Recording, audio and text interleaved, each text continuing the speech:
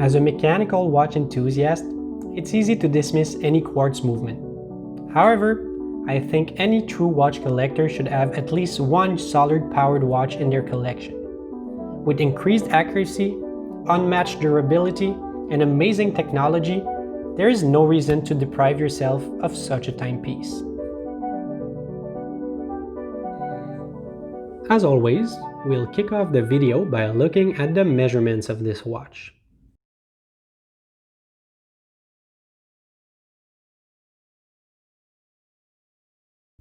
You can see this Citizen Corso here on my 6¼ inch wrist, and you can probably tell that this is the perfect size for small wrists. In a dressy watch, I'm always looking for something between 37 to 39 millimeters.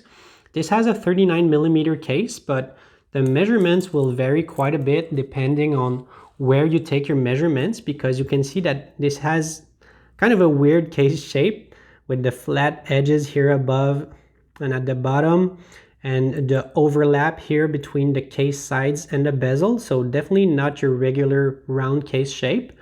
So depending on where you put your caliper, the dimensions will differ. But in my opinion, this wears a lot like my Seiko SNK 809, which is a 37 millimeter watch. So it definitely wears small, mostly because it has a short lug base, and the lugs, as you can tell, are heavily curved, which makes it wear smaller, but also makes for a very comfortable wearing experience.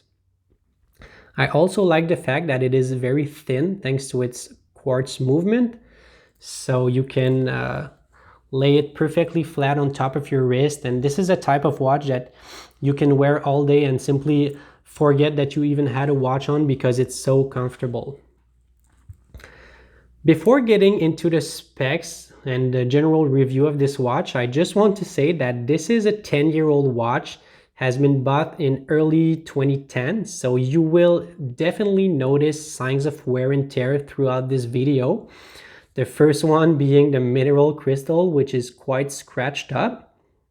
Fortunately, these scratches are not visible when looking head on at the watch, which is most of the time. But if you put a slight angle to it and put it under the right light, you will definitely notice that this mineral crystal has been banged up over the years. Now, this is a risk of buying pre-owned mineral crystal watches. I knew what I was getting into, so I'm not disappointed. I had a good price, but if you're buying pre-owned, make sure you look before to see if there are too many scratches for your taste. As you can see here, the Citizen Corso is rated for 100 meters of water resistance, which I have absolutely no doubt that it had 100 meters when getting out of the factory. But since I've bought it pre-owned, and I don't know if the previous owner changed the gasket or what type of maintenance he did, so I do not risk taking a swim with this watch.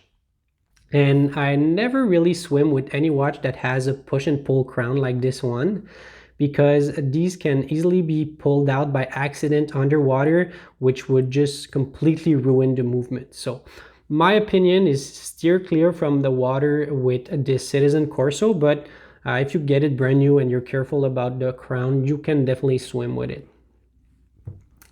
As you can see here on my loom shot, the sword hands are painted with a nice layer of bluish greenish loom, which is a refreshing color compared to the bright green that we usually see on almost any other watch. One disappointing thing, however, is that there are no loom pips, nor are the indices painted with loom, so you do get loom on the hands, but without pips, it's very hard to accurately tell time. So it's a good way to get an approximate time, but you will never be able to tell time very exactly with this loom because it lacks pip. If you're familiar with Citizen's Eco-Drive family, you will know that this is a solar-powered watch. And solar-powered is a bit loosely used here because in reality, any type of lighting will charge this watch up, even your normal light at home. So this is Miyota's E101 caliber, which has right around 6 months of power reserve, I think. So unless you keep it in a dark box for several months, this watch will keep on ticking just fine and keep being charged up by the light. So as far as accuracy goes, this will be as accurate as your any other entry-level quartz movement, which is about plus or minus 15 seconds per month. And it is super reliable. As you can see, this is a 10-year-old watch and it still runs like a champ. And it can even be argued that these solar-powered watches are much better for the environment compared to traditional quartz movements, because instead of taking away and changing the battery every 5 to 7 years, these rechargeable batteries can last upwards of 25, even 30 years, according to Citizen. So it's much better for the environment. What will probably break before this rechargeable battery, however, is the actuator. But this is a component that can be bought for $15 or $20, and it can be changed. You can change it yourself quite easily if you have a bit of watch knowledge. So super accurate movement, easy to maintain, and good for the environment. I can't really ask for much more than this. Now we're going to get into the styling of this Citizen Corso because it is a gorgeous watch that mixes casual and dressy wear. So this is something that I'm comfortable wearing with a suit, but that will also look amazing with a pair of jeans and a t-shirt. So super versatile watch. Things that make it a bit dressier in my opinions are certainly the indices, which are highly polished. You can literally see your face in them. And they're also applied to the dial, which adds a bit of depth. As you can see here, they are quite thick indices. This also goes for the Citizen logo, which is also applied. So even if it has a silver on gray layout, the indices pop out quite a bit. And speaking of this gray dial, this is something that I am not usually looking for in a watch. I've never had a gray dialed watch before, but this will certainly change in the future because I completely fell in love with this one. You can see that it has a very subtle sunburst pattern. And when you get closer to the dial, I don't know if I'll be able to pick it up on camera, but there is this kind of a grainy texture. So this is a very complex dial with a lot of depth, which is surprising for a cheap watch like the Citizen Corso. And then another thing that I like a lot are the minute marks, which are kind of applied on a plastic film above the dial, kind of like photographic slides. So they leave a shadow beneath them. This also goes for the water resistance and Eco-Drive scripts. There's kind of a shadow beneath them, which once again adds some depth to this dial. The sword hands are pretty simple, yet they're also elegant because they have the same highly polished trims. And then the lume during daytime, as you can see, is very white with maybe a hint of green, but mostly white. So even if it has a large lume area, it looks great during daytime because it's not yellowish like some other looms do. This is very white with maybe a hint of green, which goes well with this gray dial.